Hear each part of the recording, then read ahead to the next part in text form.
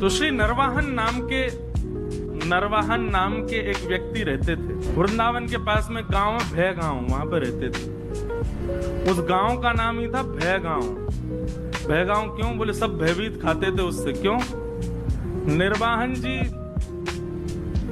इतने क्रूर थे। वृंदावन का मूल उद्देश्य पहले, वहां श्री यमुना जी इतनी विशाल थी कि व्यापार के लिए लोग बड़े बड़े जहाज लेकर के वहां से आया करते थे।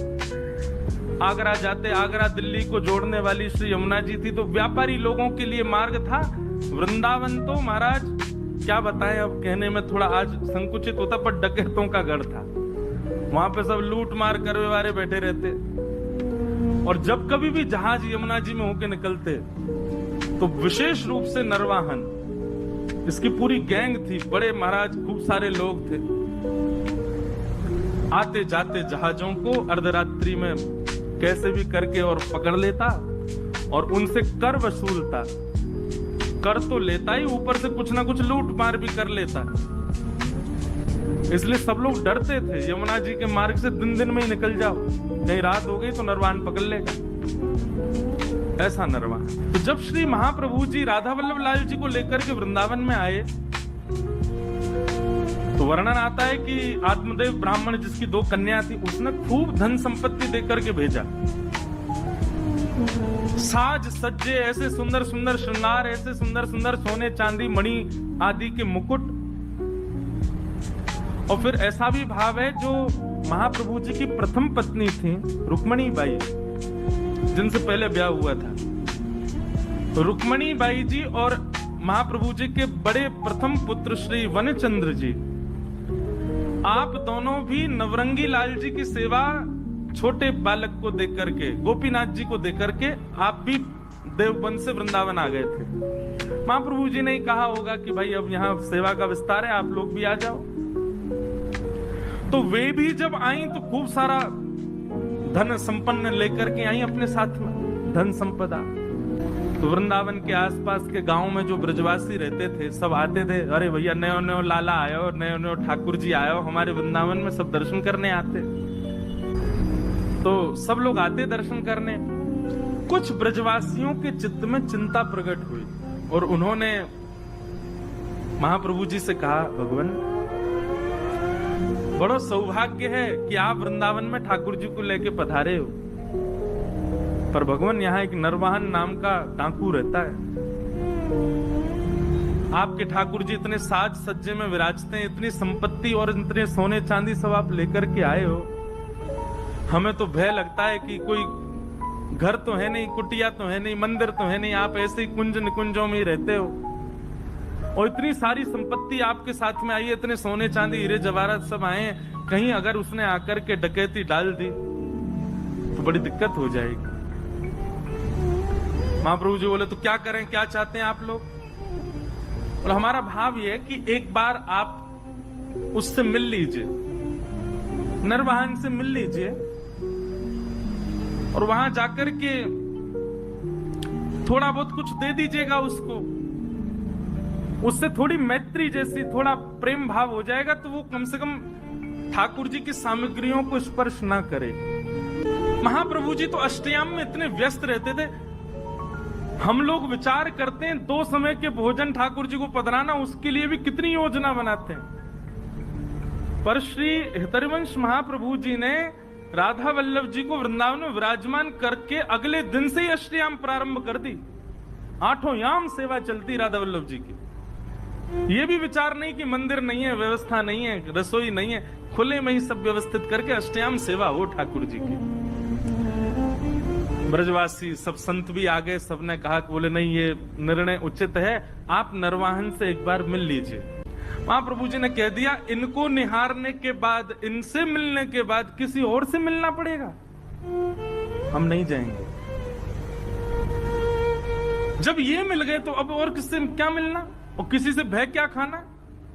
ठाकुर जी हैं साथ में, राधा वल्लभ जी, इन पर भरोसा नहीं है हमें, सब मंगल करेंगे, हम नहीं मिलेंगे किसी से, हम तो सेवा से फुर्सत नहीं, हमको यहीं रहेंगे। खूब प्रयास किया, खूब सबने समझाया, पर महाप्रभु जी नहीं गए।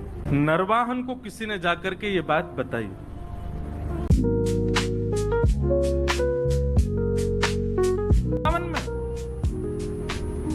वृंदावन में विराजते हैं।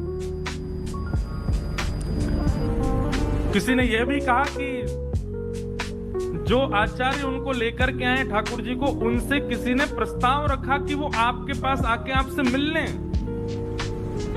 पर उन्होंने वह भी ठकरा दिया। बोले कि कौन नरवाहन, हम किसी से नहीं मिलेंगे। अब तो नरवाहन को चोट लगी। बोले अच्छा, हमसे मिलने से मना कर दिया। बोले हाँ। कहां पर है? बोले ऊंची ठौर, मदन टेर, थोड़े ऊंचा टीला सा था, उस पर विराजते थे ठाकुर जी। कल चलेंगे, हम भी तो देख के आए कैसे ठाकुर जी, कैसे आचार्य। और नरवाहन अपने कुछ सेवकों के साथ में तलवार लेकर के और ऊंची ठौर की ओर बढ़ा। आहा, सुबह सुबह का समय है।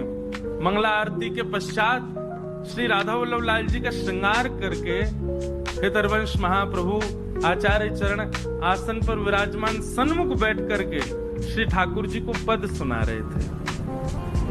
बनी श्री राधा मोहन की जोड़ी, बनी श्री राधा मोहन की जोड़ी। नरवाहन धीरे धीरे समीप जा रहा था। अपनी तलवार से कुंजों को इधर उधर करके फिर आगे प्रवेश करता है। स्वर कानों से भीतर प्रवेश कर रहा है और स्वर में कहे गए शब्दों का चिंतन बनता जा रहा है। हरिवंश महाप्रभु गा रहे हैं और श्री राधा वल्लभ लाल जी सामने विराजमान है। अद्भुत छटा है ठाकुर जी की। इतने में ही तलवार से उसने कुंज जो आपस में जुड़ी हुई हैं, इस प्रकार से जैसे अंदर झांक करके देखा, पत्तों की आवाज आई। देख ही रहा था, महाप्रभु जी गा रहे थे। नरवाहन ने जैसे ही तलवार से लता गुल्मों को दूर किया और भीतर झांकने लगा, तो पत्तों की आवाज से महाप्रभु जी ने गाते गाते बस इस प्रकार से पीछे देखा। जैसे कई बार आपने अनुभव किया, कोई पीछे आ जाए, आप पूरे नहीं मुड़ के केवल इतने ही मुड़ते हो, इतने ही मुड़े और आंखों को घुमाते हो देखने के लिए कौन है पीछे। महाप्रभु जी केवल इतने घूमे और आंखों से बस पीछे निहारा। नरवाहन दिखा नहीं उनको, लेकिन नरवाहन को इतना रूप दिखा केवल महाप्रभु जी का। हरिवंश महाप्रभु का इतना मुख देखते ही उसके तो हाथ कंपायमान होने लगे, उसके तो नेत्रों से अश्रुधार गिरने लगे। ना जाने क्यों अपने अवगुण सब अवगुण जैसे दिखने लगे। मनी मन भीतर ही भीतर उसके ना जाने कितनी ग्लानि उत्पन्न होने लगी। वो मानो ये विचार करने लगा, जिस वृंदावन में इतने दिन से मैं ऐसे अनीत कृत्य कर रहा हूं, उस वृंदावन का वास्तविक दर्शन तो आज मुझे हुआ है। जिस वृंदावन को पाकर के भी मैंने उस वृंदावन की योग्यता को नहीं समझा, वो वृंदावन तो ये है। नीचे आचार्य का आधा मुख और पीछे ठाकुर जी का संपूर्ण अंग, इन दोनों का एक साथ दर्शन नरवाहन को हुआ। और केवल दर्शन मात्र से हाथ कांपने लगे, पैर कांपने लगे। स्थिति ऐसी हो गई, रुक ही नहीं पा रहा था वहां, दौड़ा नीचे। पीछे सब उसके जो सेवक गए थे साथ में, वो भी दौड़े। क्या हुआ क्या हुआ, अब तो स्थिति बस कुछ समझ ही नहीं आ रहा है क्या स्थिति है। नरवाहन ने भले ही वृंदावन से डकैती करी हो, पर करी तो वृंदावन में।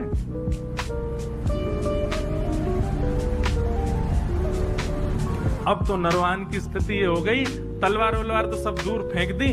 विशाल स्वरूप था उसका, स्वरूप का वर्णन करते हैं कि देखते डर जाए आदमी, इतना खतरनाक था नरवाहन। लेकिन ऐसा दीन हो गया, अभी तक वो महाप्रभु जी से चर्चा भी नहीं हुई, कुछ सुना नहीं उसने। अगले क्षण से ही उसकी स्थिति ऐसी दीन बन गया।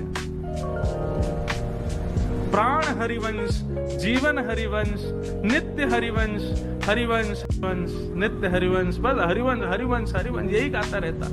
जय जय राधा वल्लभ हित हरिवंश, श्री हरिवंश। साथ के सब लोगों ने सोचा, बोले भैया ट्रेंड तो हम हो ही गए इनके संग रह के, अब इनको रहने दो, हरिवंश जी की स्मृति, हम चले अपना काम करें। उसी समय एक जैन व्यापारी आगरा से अपना कुछ सामान लेकर के बड़े जहाज में यमुना जी के रास्ते दिल्ली जा रहा था। तो नरवाहन के संग में रहने वाले सब लोगों ने योजना बनाई और उस जहाज को बीच में ही रोक लिया। उस जहाज पर भी करीब 200-250 लोग थे। उन सब लोगों ने मन में विचार किया, ये हमारा क्या बिगाड़ेंगे। वे भी लड़ने को नीचे आ गए, लेकिन नरवाहन की सेना बहुत थी और बड़े क्रूर थे सब। नहीं जीत पाए तो पूरे जैन व्यापारी के जितने लोग थे सबको बंदी बना लिया। पूरे जहाज को जमुना जी में खड़ा करके और पकड़ करके जो भय गांव था वहीं उसका कारागृह था, जेल बना रखी थी उसने, वहीं ले जा करके और सबको बंदी बना दिया। सबको बंदी बना करके उन पर क्रूरता करने लगे, मारने लगे, पीटने लगे, उनको स्थिति खराब कर दी। क्यों? क्योंकि कर तो दिया नहीं, ऊपर से हम पे हाथापाई कर रहा है। जानता नहीं हम नरवाहन की सेना है कि दासी रहती थी नरवाहन के यहाँ। वो नरवाहन जी के यहाँ जाती थी, नरवाहन जी को देखती तो अब तो बस कुंज में बैठे बैठे श्री हरिवंश, हित हरिवंश, प्राण हरिवंश, जीवन हरिवंश ऐसी गाते हैं। वे समझ गई थी स्थिति अब किस मोड़ में मुड़ चुकी है। वे जाती थी और हरिवंश जी का दर्शन और श्री राधा वल्लभ जी का दर्शन करके आती थी, तो वहां कुछ वैष्णव मिलकर के जय जय राधा वल्लभ हित हरिवंश कीर्तन करते थे। भय गांव में जिस कारागृह में सबको बंदी बनाया हुआ था, दासी वहां गई और वहां जाकर के देखा वो जैन व्यापारी बेचारा रो रहा था, मेरे छोटे छोटे बच्चे हैं, मेरा परिवार है, मैं तुमको कर दे दिया, सब ले लो, मेरा जहाज भी अपने पास रख लो, मुझे मुक्त कर दो। लेकिन वे लोग तो इतने क्रूर, तूने हम पे हमला किया क्यों? इसी बात से उसको मार रहे थे। रात्रि का समय हुआ, सब सो गए, तो वो दासी उस जैन व्यापारी के पास गई और उससे बोली, सुनो, अर्धरात्रि का समय है, मैं जैसे ही चली जाऊं यहां से, उसके बाद जोर जोर से जय जय राधा वल्लभ हित हरिवंश, जय जय राधा वल्लभ श्री हरिवंश, जय जय राधा वल्लभ श्री, इसका उद्घोष करना और सब मिलकर के एक साथ करना। और सुनो, कोई आकर के तुमसे पूछे ये क्या गा रहे हो, किसका नाम बोल रहे हो, तो कह देना हमारे इष्ट राधा वल्लभ हैं और हमारे गुरु हरिवंश जी हैं। और ध्यान रहे, जितनी ताकत तुम्हारे पास है उतनी ताकत से गाना। उसकी योजना ये थी कि आवाज नरवाहन को सुनाई दे।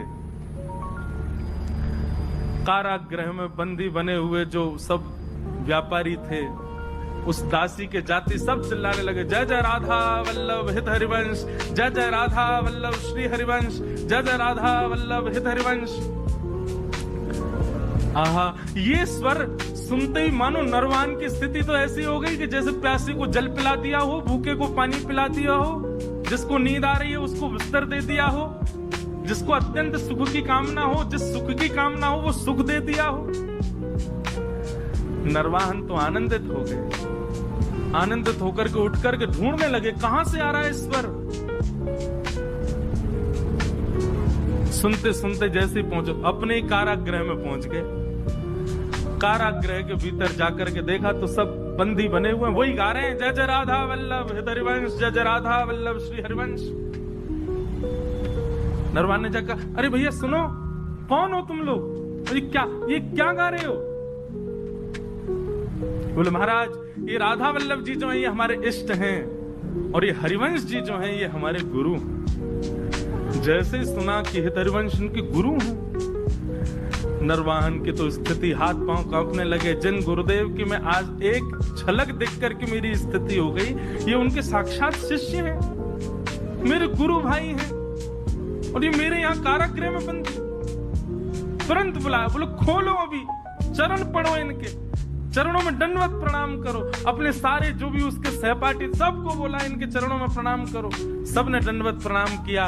नरवाहन तो महाराज लेट करके उनके चरणों को अंक में भर के रुदन करने लगे। बोले भगवान, आप मेरे गुरु भाई हैं, मेरे लोगों ने आपको प्रताड़ित किया, उसके लिए मुझे क्षमा कर दो। मुझे बस ऐसी प्रार्थना है कि श्री राधा वल्लभ लाल जी, श्री गुरुदेव भगवान मुझे स्वीकार कर लें, बस और मुझे कुछ नहीं चाहिए, आप कृपा करो भगवान। और ऐसा कहते हुए उन व्यापारियों को छोड़ दिया। जैन व्यापारी मन में विचार करने लगा, तो कौन है ये राधा वल्लभ, कौन है हितरवंश? जानता ही नहीं है, वो मुक्त हो गए उनके नाम से। भाई जिनकी वजह से जीवन मिला, एक बार देख तो चले उनको। पूछते पूछते पहुंच गए ऊंची ठौर, श्री राधा वल्लभ लाल जी का दर्शन किया। पूछने लगे, बोले भगवान वो हरिवंश जी कहाँ हैं? बोले वो वहां बैठे कुंज में। गए, जाकर के प्रणाम किया, सब अपनी बात बताई। मैं तो एक व्यापारी था महाराज, यहाँ से निकल रहा था, लूट लिया लोगों ने। दासी ने रात में आकर के मुझे बताया ऐसा ऐसा गाओ, और पूछे तो कह देना इष्ट राधा वल्लभ गुरु हरिवंश। हमने तो बता दिया। एक तगड़ा सा आदमी, बड़ा विशाल विकराल उसका स्वरूप, महाराज दिल्ली तक लोग कांपते हैं उसके नाम से। हरिवंश महाप्रभु बोले क्या नाम है उसका? बोले नरवा है। बोले अच्छा नरवा, नाम तो जानते थे महाप्रभु जी भी? बोले बड़ा डकैत है। बोले महाराज उसने जैसे ही आपका नाम सुना नतमस्तक हो गया, राधा वल्लभ जी का नाम सुना रुदन करने लगा, चरणों में गिर करके खूब उसने प्रार्थना करी।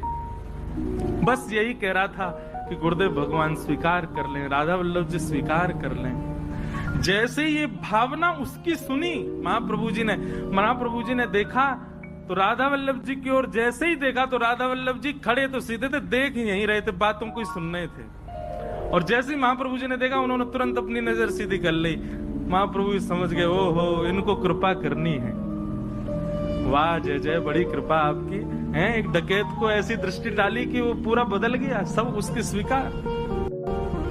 ठीक है, महाप्रभु जी ने भी भाव बनाया, आएगा तो अब उसको दीक्षा दे देंगे हम। नरवाहन बहुत मनी मन विचार करता कैसे जाऊं, लेकिन आज उसने थोड़ा साहस किया कि एक बार चल के ऊंची ठौर पर दर्शन तो करूं। कैसे हैं ठाकुर जी? पहुंच गया। जैसे ही गया महाराज, लता गुंजों के बीच में श्री राधा वल्लभ जी का दर्शन किया। राधा वल्लभ जी का दर्शन करके आनंद निमग्न नेत्रों से अविरल अश्रुधार गिरने लगी, आनंदित हो गया। सुखद अनुभव, बोल ही नहीं पा रहा नरवाहन। राधा वल्लभ जी के सन्मुख विराजमान करके नरवाहन को गुरु मंत्र प्रदान किया, निज मंत्र प्रदान करके उसको दीक्षा प्रदान कर